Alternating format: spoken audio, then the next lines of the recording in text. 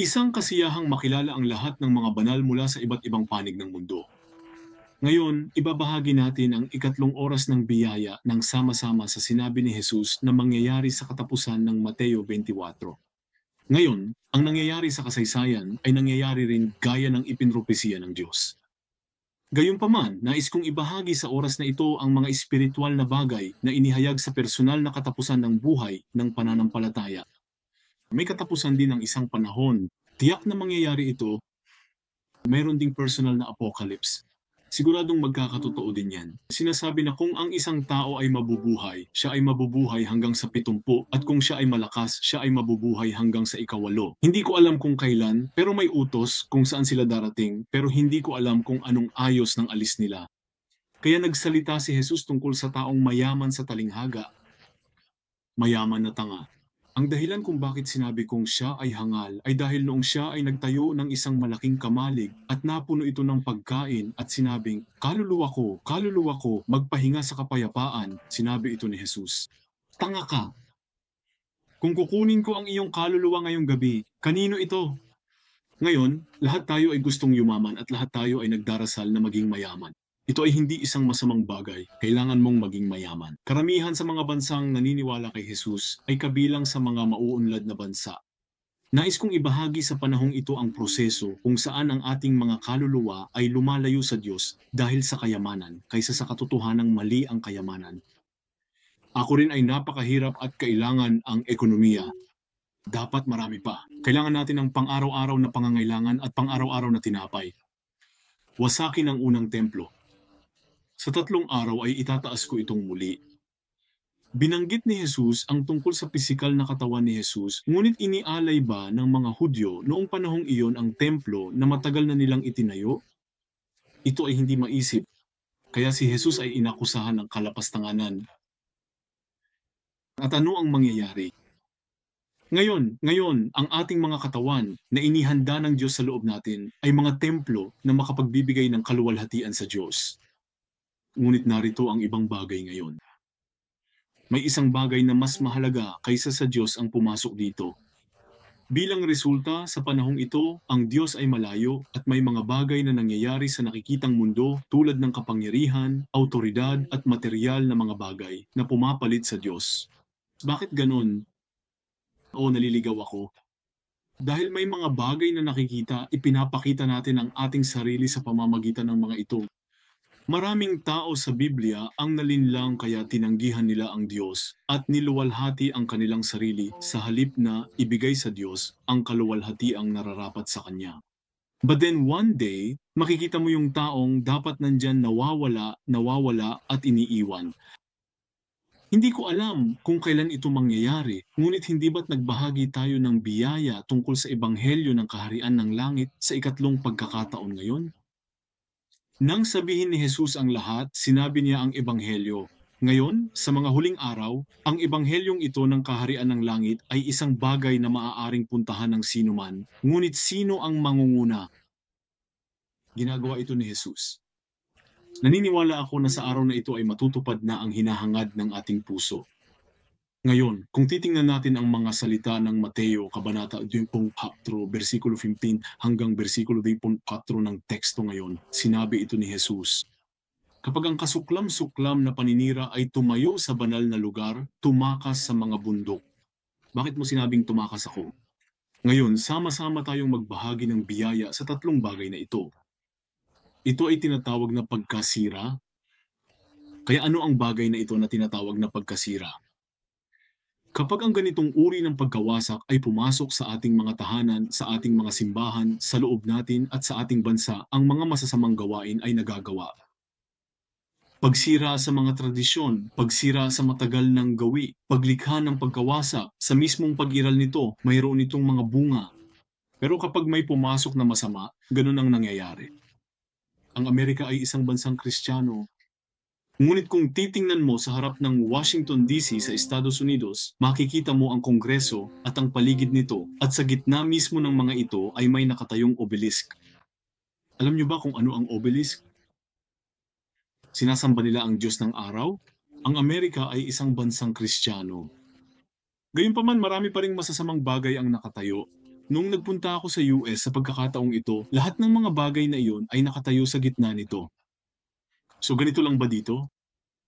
Maraming mga lugar kung saan naroroon ang mga makadiyos na maninira na ito. Tingnan mo ang US dollar. Kung titingnan mo ang likod, may mata sa loob ng pyramid. Merong ilang mga hugis sa pera depende sa ilang mga puwersa. At pagkatapos ay nariyan ang mga sikat na popstar, mga taong ganon, na kung minsan ay nagsasalita tungkol sa ilang anyo o hugis na kasama ng kasikatan.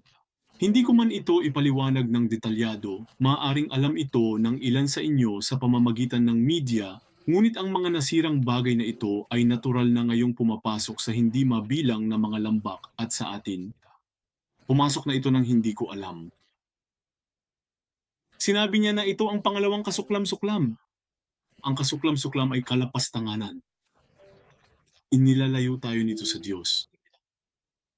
Ngayon, kapag hinawakan ko ang aking telepono, alam kong maaari akong magpadala ng mga text message at tumanggap ng mga tawag, ngunit ang teleponong ito ay kamangha-manghang. Itong smartphone na lumabas ngayon, halos nilagyan ito ng artificial intelligence, kaya halos wala itong magagawa. Nag-aaral ako, natututo ako sa pamamagitan ng paglalagay ng isang bagay at pagdikit nito, paglalagay ng isang bagay at pagdikit nito, pagdidikit nito at paggawa nito. Ngunit sa mga araw na ito, para sa mga bata, maliliit na bata, kung hinawakan mo ito ay isang napakahalagang bahagi ng kanilang katawan.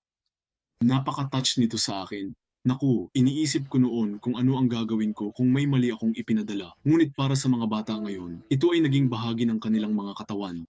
Ngunit lahat ng ito ay magkakasama dito. Kapag nag-aaral at kapag ikaw at ako ay nag-uusap, may mga bagay na kailangan. Ngunit mayroon ding napakaraming bagay na higit sa kailangan. Minsan maraming bagay sa cellphone na ito na mayroon tayo na maaaring maging kapalit ng Diyos. Sa mga araw na ito, hindi gaanong nagsisimba. Ngunit may kaugnayan sa Diyos. Maari kang magsimba sa bahay. Habang isinasa-broadcast ang broadcast na ito, maraming tao ang tumatanggap ng biyaya sa pamamagitan ng broadcast na ito. Ito mismo ay mabuti, ngunit hindi ito dapat maging sentro. Napakaraming pagkakataon ng kalapastanganang ito na nangyayari sa ating paligid. At ano ang mangyayari kapag ang bagay na ito ay nakatayo sa isang banal na lugar? Sinasabi sa atin ng versikulo 16 na tumakas sa mga bundok. Bueno, kahit ngayon, ito ay isang bagay ng mga oras, ngunit ito ay naging ganoon din sa mga panahon. Noong ang Korea ay nasa ilalim ng kolonyal na pamumuno ng Hapon, maraming pastor at mananampalataya ang nagbuhos ng kanilang dugo bilang mga martir dahil sa pagsamba sa dambana. Bakit? Ibinigay niya ang kanyang buhay bilang hain ng dugo na sinasabi na ang anumang bagay maliban sa Diyos ay idolatriya. Kahit ngayon, maraming tao sa buong mundo ang nagtataglay ng kakaibang paniniwalang ito. Ngunit bago natin ito nalaman, ang relihiyosong sinkretismo ay pumasok sa panahon at kinilala at oo, sinasabi natin na ito ay tama. Pagdating ng wakas, ang kasuklam-suklam na paninira na ito ay tatayo sa templo. Ngayon, ibabahagi ko ang biyaya tungkol sa bahaging ito. Nagkaroon ng ganoong oras at ito ay papalapit sa atin ngayon at ito ay tiyak na ganoong oras. Ngunit hindi iyon ang katapusan. Ang nais kong ibahagi sa inyo ay nasa loob na natin ang kasuklam-suklam na paninira. Alam mo ba kung ano iyon? Sabi nila ang pag-ibig sa pera ang ugat ng lahat ng kasamaan at ang pera ay tunay na mahalaga. Maaari kang magdala ng dakilang kaluwalhatian sa Diyos sa pamamagitan ng pera. Gayunpaman, kung ikaw ay naging sakim sa pera at ginagamit ito para sa ibang mga layunin, kung gayon ang pera ay nagiging isang kasuklam-suklam na nagdudulot ng pagkawasak. Ito na ang nasa gitna ng isip ko. Noong una akong nagsimula, mayroong isang taong tulad nito sa mga miyembro na pumunta sa aming simbahan. Siya ay isang taong nagbebenta ng mga gamit na damit at may layunin siyang pumunta sa simbahan. Ano ang layunin nito? Nais kong magbenta ng ilang damit sa pamamagitan ng aking mga miyembro ng simbahan. Kaya dahil sila ay mga bagong mananampalataya, ang aming mga miyembro ng simbahan ay pumunta at binili sila ng isa o dalawang set bawat isa. Pero hindi naman pwedeng araw-araw dyan, di ba? Ngunit isang araw hindi nagsisimba ang taong ito, kaya pinuntahan ko siya. Hindi, Santo, bakit hindi ka pumunta sa simbahan? Sinabi ng mga miyembro ng simbahan na hindi nakakatulong para sa kanila na pumunta at magnegosyo sa kanilang tindahan kaya lumipat sila sa ibang simbahan. Pagkatapos, pumunta siya sa simbahan hindi para maniwala kay Jesus kundi para mamuhay ng pananampalataya. Ano ang nasa puso niya? May darating pang iba. Maaring medyo nakakatakot na ipahayag ito bilang isang bagay na kasuklam-suklam, isang bagay na pumapalit sa Diyos, ngunit ito ay isang bagay na sisira sa pananampalataya ng isang tao. Ang mismong pag-iral nito sa tahanan o lugar ng trabahong iyon ay naglalayo na sa atin sa Diyos. Dito lang ba ganito? Kapag nakikinig ako sa mga pastor, sa kapitbahayan kong simbahan o mga kaibigan sa paligid ko, ang mga ganoong bagay ay madalas mangyari. Kaya ngayon, narating na natin ito sa pamamagitan ng pagdaan sa yugtong ito. Yugtong iyon, hakbang-hakbang. Habang pinakikinggan ko ang salitang ito ngayon sa oras na ito, mayroon bang anumang bagay sa loob ko na kalapastanganan mula sa isang one-on-one na pananaw sa pagitan ko at ng Diyos? Maaring ito ay maaring ang kayabangan, maaring ang kaalamang ipinagmamalaki mo, maaring maraming bagay. Kaya sinabi niya sa akin na tumakas sa kabundukan. Ngayon, bakit mo sinabi sa akin na tumakas sa bundok? Maaari mong sabihin sa kanila na tumakas sa dagat o maaari mong sabihin sa kanila na tumakas sa ilang, ngunit mga tao, ang Israel ay walang ganoong karaming patag o bundok. Dahil ang 70% ng South Korea ay mga bundok, kung iisipin natin sa konsepto, mauunawaan natin ang mga bundok. Ngunit sa Israel, ang mga bundok ay palaging lugar ng panalangin. Bundok Sinai, Bundok Horeb. Ang lugar kung saan tumanggap ng apoy si Elias. Bundok Moria kung saan inialay ni Abraham si Isaac. Ang mga bundok ay may kaugnayan sa Diyos. Ang halamanan ng Getsemani kung saan nanalangin si Jesus bago pasanin ang kanyang huling krus. Ano ang kahulugan ng mga bundok sa atin? Hindi ba masyadong nabawasan ang iyong mga panalangin? Siyempre, kailangan mong gumastos ng maraming oras, ngunit ang proporsyonalidad ay mahalaga. Depende sa sitwasyon, maaaring mabawasan ito, ngunit ang bundok kung saan maaari akong makipag-usap sa Diyos ay lumiliit, nawawala at nawawala na lang.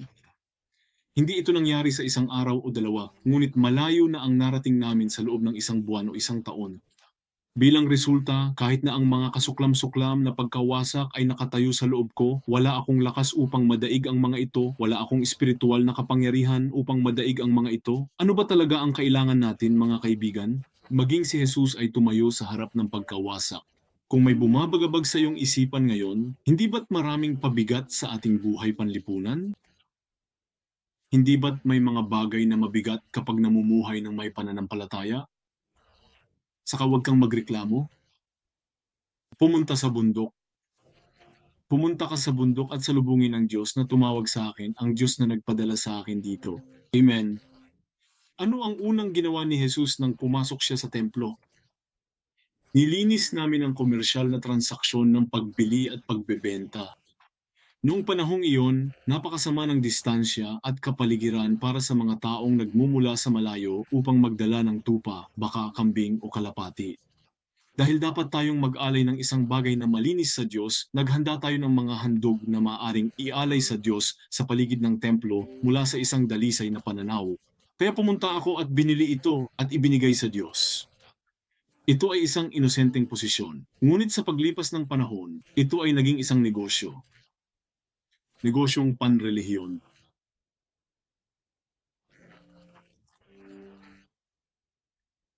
Minsan bilang isang pastor, nahihirapan ako dahil sa pera. Maraming pagkakataon na kailangan mo talaga ng pera. Ngunit kung gagamitin mo ito para sa isang tiyak na lugar o isang tiyak na bahagi, hindi ba't ang seminar o pagpupulong na iyon ay magiging isang relihiyosong negosyo? Ganon din siguro sa akin. Nung nahihirapan ako, nagsagawa ako ng mga seminar at pagpupulong sa aming simbahan.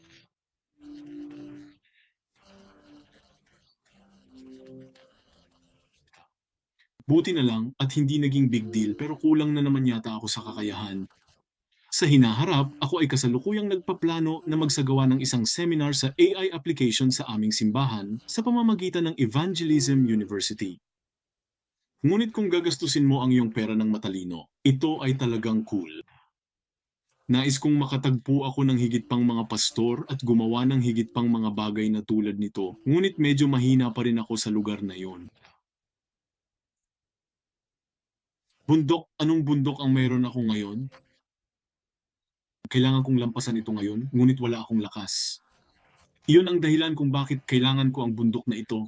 Hindi ba't sinabi ko sa inyong lahat na tumakas sa kabundukan? Anong biyayang ibinibigay sa atin ng Diyos kapag tumakas tayo sa kabundukan? Binigyan niya tayo ng biyaya upang mapagtagumpayan ito.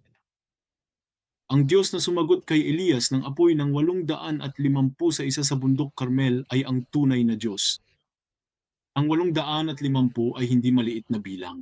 Marahil sa oras na ito, para sa iyo at sa akin na nakikinig sa mga salitang ito, naniniwala ako na ang tunay na Diyos na tumutugon sa apoy, ang Diyos na iyon, ay dapat na nasa ating mga puso ngayon, at naniniwala ako na kailangan ko ang apoy na iyon ngayon. Binigyan muna niya ng panahon ang mga naglilingkod kay Asera at Baal, at binigyan sila ng sapat na panahon. Ngunit ano ang sinasabi ni Elias? Saan napunta ang iyong Diyos? Natutulog ka ba? Subukang sumigaw ng mas malakas. Gawin itong mas malaki. Ngunit walang tugon. Ngunit may kakaiba kay Elijah. Ang apoy at tubig ay magkasalungat na pola. Punuin ng tubig ang altar. Hindi, gusto mo bang magwiwisik ako ng tubig sa altar? Ngunit si Elias ay humukay ng isang kanal, pinuno ito ng tubig at nanalangin. Diyos ni Abraham, Diyos ni Isaac, Diyos ni Jacob, Diyos ko. Ang Diyos na tumutugon sa apoy ay ang tunay na Diyos. Nang magdasal siya, bumagsak ang apoy sa altar. At pagkatapos ay sinunog nila ang tubig sa kanal doon. Nagsasalita ito sa kapangyarihan ng apoy. Naniniwala ako na ngayon ang biyaya ng banal na Espiritu ay dapat na makapangyarihang dumating sa ating mga puso. Amen. Kapag dumadalo ako sa mga pulong sa Estados Unidos, kung minsan ay nakikita ko ang mga pasyente ng droga na puspos ng banal na Espiritu at gumagaling. Ngunit iyon ay dapat na tuloy-tuloy at patuloy, at kung minsan pagkatapos ng isang buwan o isang taon, humihina ang kalooban. Hindi madali, muling bumagsak at nagsimulang gumamit muli ng droga. Maraming mga bagay na dumarating sa ating buhay ngayon na nag-aalis sa atin at umaakay sa atin sa landas ng pagkawasak. Anong kapangyarihan ang makakalampas dito? Kailangan mong pumunta sa bundok. Kailangan ding pumunta ng ating simbahan sa kabundukan. Bundok ng panalangin, bundok ng biyaya. Ganito ko nakikita ang apoy na ito. Ang kabanalan ay mahalaga, ngunit kung minsan ang kabanalan ay sumasalungat sa biyaya ng banal na Espiritu. Kapag ang apoy ng banal na Espiritu ay dumating ng makapangyarihan, ikaw ay magmumukhang katulad sa panlabas kung ikaw ay lasing o puno ng banal na Espiritu. Si Hana ay mukhang isang lasing na babae, kaya't sinabihan siya ni Eli ang pari na huminto sa pag-inom ng alak. Ano kaya ang sinasabi ni Hana? Hindi ako uminom ng alak. Ito ay larawan ng isang taong nagdadalamhati sa harap ng Diyos. Ngunit sa mga araw na ito, wala nang labis na kalungkutan at ito ay nagtatapos ng eksakto sa oras na para bang ito ay ginawa ng isang makina tulad ng isang bungi-upang na ginawa sa loob ng isang takdang oras. Paano ito matatapos? Kapag nagbibigay ako ng mga sermon sa TV, sinusubukan kong i-fit ang mga ito sa limitasyon ng oras hanggat maaari, ngunit kung minsan ito ay nagbabago. Kaya sa pagkakataong ito, inihahanda ko ang simbahang bubuksan ko ng may ganitong uri ng puso na may kalayaan sa paghahanda, ang pagpapahid ng banal na Espiritu at ang mga salita ng Espiritu at ang mga salita ng buhay. Mabuti kung maraming santo ang dumating, ngunit nananalangin ako para sa mga naniniwala kay Jesus, sa mga nagmamahal sa salita, sa mga nagmamahal sa panalangin, at sa mga may biyaya sa papuri. Hindi ko alam kung ano ang mangyayari bukas. Ang tinutukoy ko ay ang mga bagay ng panahon, ngunit personal kong tinitingnan ang aking pananampalataya sa pamamagitan ng mga bagay ng panahon sa panahong ito. Ito ay na-block ng ilang oras ngayon. Ang mga kasuklam-suklam na paninira ay dumating sa akin. Ang lahat ay abala sa paghahanap buhay na wala silang oras para magdasal o magsimba. Bakit ganun? Ang material na mundo ay nakahawak na dito. Kaya naman nahihirapan akong maglabas ng 2 oras. Tama, pero bakit kailangan kong mamuhay ng sobrang abala? May center ka ba? Ganito ba talaga ako ka-busy para lang maniwala kay Jesus? Kanina pa ako abala sa isang bagay. Pagkatapos ay maaari tayong manalangin sa Diyos ng magkasama, ngunit abala tayo araw-araw. Ngayon ang resulta ng kahapon. Mapalad ka bang marinig ang mga salitang ito ngayon? Mayroon ng pusong nananabik at espiritong nananabik sa inyong mga puso. Ngunit ito ay abala. Busy ako. Busy din ako bukas. Ang mga binhi ngayon ay nagbubunga ng mga resulta bukas. Dalangin ko sa pangalan ng Panginoon na hanapin ninyo ang pinagpalang biyaya at ang mga pagpapala ng inyong sarili kung kaya ninyo. Sa panahon ng paghahari ni Solomon, si Solomon ang humalili sa kanyang ama bilang hari at ang mga bagay ay napakagulo noong una. Hindi mo ba nakilala ang Diyos sa iyong mga panaginip habang sumasamba sa pangunahing dambana? Sinabi ng Diyos kay Solomon, ano ang ibibigay ko sa iyo? Kapag nakarinig ka ng ganitong boses, karamihan sa mga tao ay nag-aalangan o kailangang mag-isip tungkol dito dahil hindi sila sigurado kung ano ang gagawin. Ngunit agad na lumabas si Solomon. Bigyan mo ako ng karunungan. Bakit ka humingi ng karunungan? Sinabi niya na sila ay mga tao ng Diyos. Mangyaring bigyan kami ng karunungan upang pamahalaan ang bayang ito ng Diyos. Naantig ang Diyos. Binigyan niya siya ng kayamanan na hindi pa niya natamo noon o mula noon at binigyan niya siya ng kapangyarihan at karangalan. Sa simula, ang kayamanan at kapangyarihang ito ay ibinigay ng Diyos. Magkano ang halaga nito? Ngunit ano ang mangyayari kapag ito ay naging pag-aari mo? Mayroon siyang 1,000 asawa at nagtayo siya ng mga dambana para sa kanila sa templo at sa buong Israel kung saan sila sumamba sa kanilang mga Diyos na kanilang dinala mula sa buong Israel. Sa madaling salita, lumikha sila ng isang halo-halong relihiyon at ang Israel ngayon ay naging isang halo-halong relihiyon. Hindi ito nagsimula sa ganoong paraan. Ano ang mangyayari kapag ang kasuklam-suklam na ito ay pumasok at pagkatapos ay nabuo? Sinira niya at winasak ang Israel at ang maharlikang pamilya nito. Kaya pagkatapos ni Solomon, ang mga mata ng Israel ay naging bulag. Nahihirapan ba ang iyong pamilya ngayon? Sana pag-isipan mo ito ng malalim.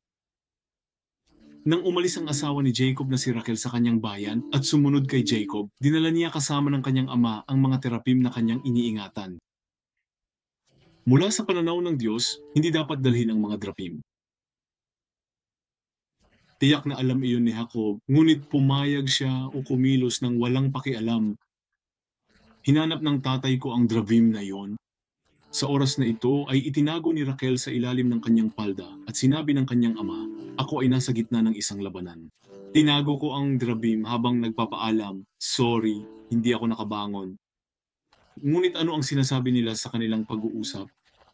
Ang isa na kumuha ng terapim ay namatay at si Rachel sa kalaunan ay namatay nang hindi makapunta sa bayan ni Jacob.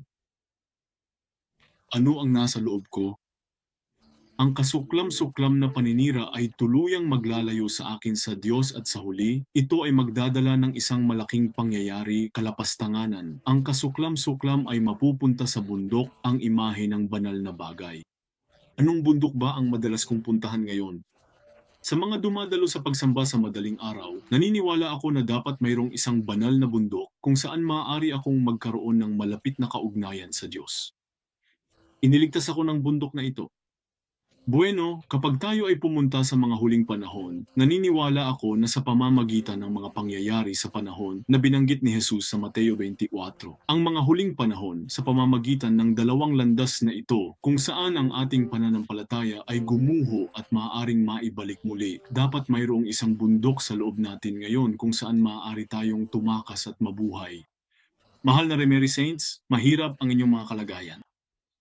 Habang nangyayari ito, mas kailangan natin ng mga bundok. Halina't manalangin, madaling araw at dapit hapon. Hanapin ang aking Diyos. Ito ay hindi sa pamamagitan ng pagtingin sa paligid, ngunit sa pamamagitan ng Diyos na nagligtas sa ating pamilya. Luzon, Luzon ako, hindi ka ba nakatira ngayon sa simbahan ni Elijah? Sana ay mayroon kang espiritual na lakas ng simbahang iyon. Kaya umaasa ako na ang biyaya ng banal na Espiritu ng Diyos ay dumating sa lugar ng Sambal Ilaya sa pamamagitan ng ating pamilya Luzon. Sa tuwing nakikita ko ang pamilyang Luzon, talagang naiisip ko, naku, kailangan talaga ng pamilyang iyon ang biyaya ng Diyos. At hindi lang iyon. Ganon din sa simbahang Aguro. Ganon din sa Lemery Church. Kaya umaasa akong aakyat ka sa bundok ng Diyos araw at gabi at manalangin. Hindi ito magiging madali. Ngunit ang kailangan natin ay ang biyaya ng banal na Diyos ay ganap na naroroon sa akin. Sa pangalan ni Jesus, pinagpapala kita. Hallelujah. Mahal kita.